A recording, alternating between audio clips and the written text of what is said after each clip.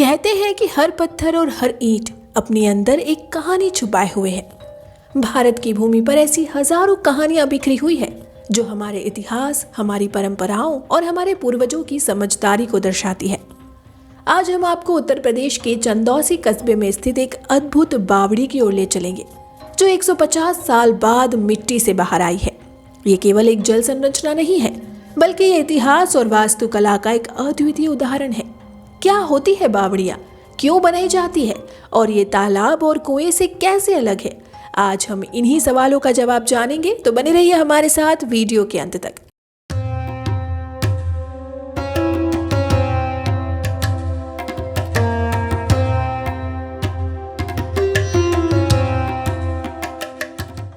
उत्तर प्रदेश के संभल जिले के चंदौसी कस्बे में हाल ही में हुई खुदाई के दौरान एक 150 साल पुरानी बावड़ी का पता चला है। ये बावड़ी लगभग 400 वर्ग मीटर में फैली हुई है और इसमें कई स्तर और 5 छोटे कमरे पाए गए हैं। इसे स्थानीय लोग रानी की बावड़ी के नाम से जानते हैं और इतिहासकारों के अनुसार इसे पहले मिट्टी से भर दिया गया था, लेकिन अब यह अद्भुत संरचना फिर से सामने आई है। इसकी वास्तुकला इतनी जटिल और आकर्षक है कि ये 19वीं शताब्दी के जल प्रबंधन और स्थापत्य कला की उत्कृष्टता को दर्शाती है। यह न केवल चंदौसी के लिए बल्कि पूरे उत्तर भारत के ऐतिहासिक धरोहरों के लिए एक महत्वपूर्ण खोज साबित हुई है। बावड़ियां ऐसी जल संरचनाएं होती हैं जिन्हें पानी के संरक्षण और उपयोग के लिए विशेष रूप से डिजाइन किया जाता था। इनका निर्माण मुख्य रूप से पत्थरों और ईंटों से किया जाता था और इनमें सीढ़ियां बनाई जाती थी जिनसे पानी तक पहुंचने में मदद मिलती थी। बावड़ियां सिर्फ जल प्रबंधन का केंद्र नहीं होती थी, बल्कि ये सामाजिक, धार्मिक और सांस्कृतिक गतिविधियों का हिस्सा भी थी। इन्हें स्टीप वेल्स, वाव या बावली भी कहा जाता था।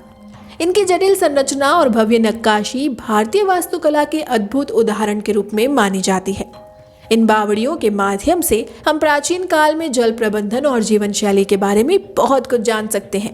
अब सवाल ये उठता है कि बावड़ी, तालाब और कुएं में अंतर क्या है? बावड़ियां संरचनाएं होती हैं जिनमें सीढ़ियां होती हैं और ये अक्सर जटिल नक्काशी से सुसज्जित होती हैं। वहीं तालाब प्राकृतिक रूप से या खुदाई के माध्यम से बनाए गए जलाशय होते हैं जो मुख्यतः सिंचाई और जल संरक्षण के लिए उपयोग किए जाते हैं। कुएं गहरे गोलाकार गड्ढे होते हैं जिनसे पानी निकालने के लिए रस्सी और बाल्टी का उपयोग किया जाता है। बावड़ियां अपने स्थापत्य और डिजाइन में सबसे अलग और बेहतरीन होती थी और इनका निर्माण समाज की समृद्धि और संस्कृति को ध्यान में रखते हुए किया जाता था।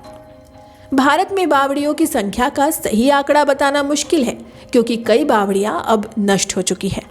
हालांकि भारतीय पुरातत्व सर्वेक्षण यानी कि ASI और राज्य सरकारों द्वारा संरक्षित बावड़ियों की संख्या लगभग 700 से 800 है और ये ज्यादातर गुजरात, राजस्थान, मध्य प्रदेश और दिल्ली जैसे राज्यों में स्थित है। इसके अलावा कई ऐसी बावड़ियां भी हैं जो समय के साथ मिट्टी में दब गई या अतिक्रमण के कारण गायब हो गई।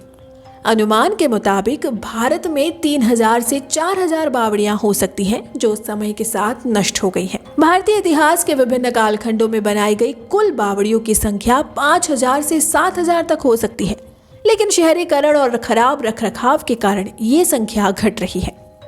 भारत में कई प्रसिद्ध बावड़ियां हैं जो अपने अद्वितीय इतिहास और वास्तुकला के लिए मशहूर है।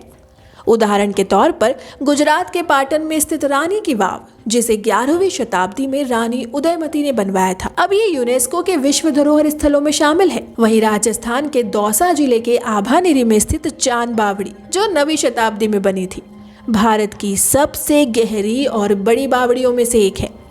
इसके अलावा दिल्ली के कनॉट प्लेस के पास स्थित अग्रसेन की बावड़ी, जो 14वीं शताब्दी में बनाई गई थी, एक प्रमुख ऐतिहासिक स्थल है।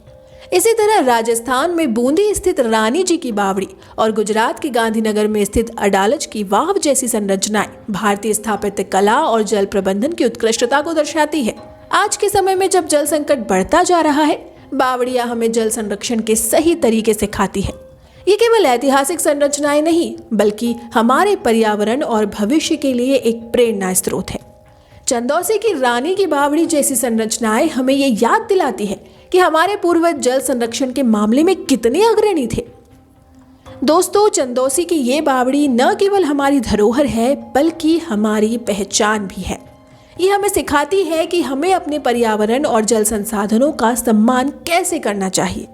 बावड़िया जल संरक्षण के लिए एक स्थायी समाधान थी और आज भी जल संकट के समय इनसे सीखने की आवश्यकता है।